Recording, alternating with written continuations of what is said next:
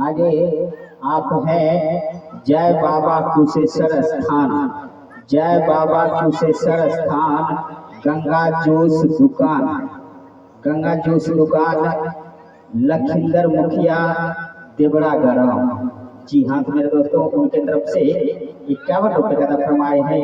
हमारे तरफ से, हमारी कंपनी की तरफ से बहुत बहुत धन्यवाद। मैं राज्य में हवा का रहने वाला हूँ। मेरा नाम है अल्लाह सरदार, छोटे भाई का नाम तकीरुद्दीन अब्बास, पिताजी का नाम दक्षराज का नाम, मां का नाम रानी के बिना लगता है।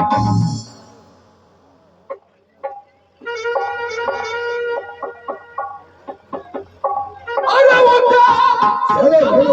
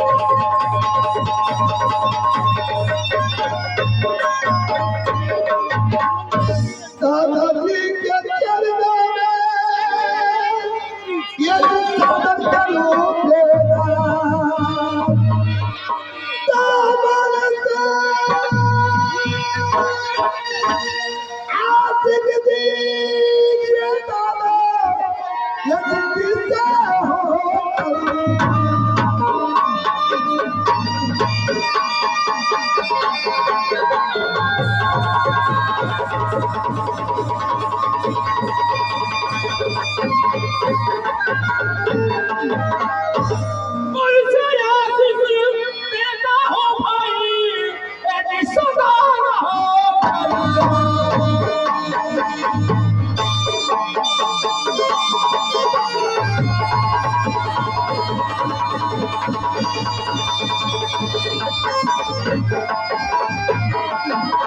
मन से आशीष देता हूँ भाई, ऐसी सदा रहो कल्याण।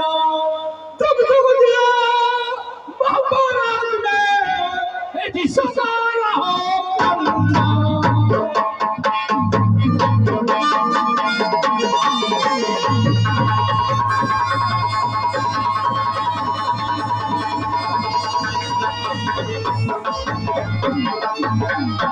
प्रणाम दादाजी।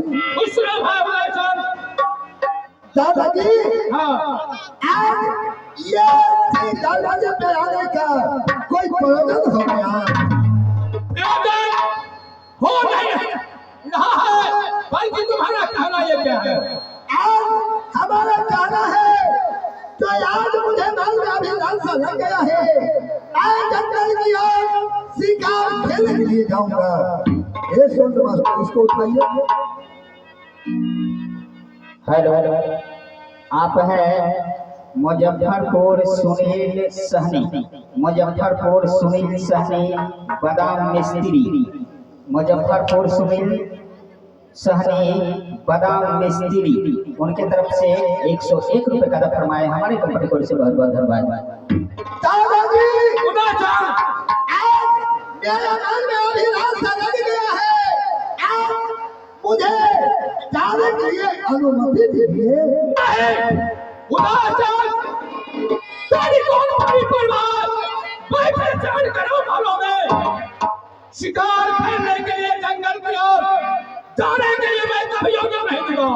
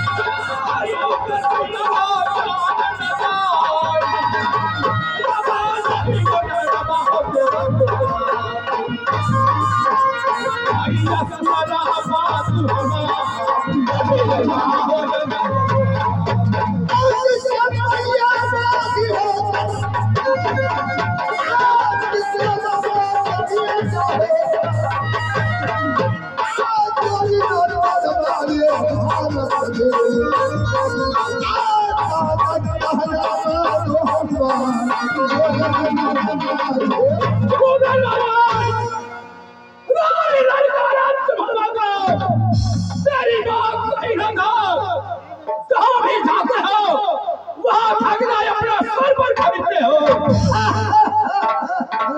इसलिए मैं तुझे जाने के लिए अनुमति कभी नहीं दूंगा। दादाजी, ये हंसी बेटा रुदल है, किसी को वचन मानता नहीं।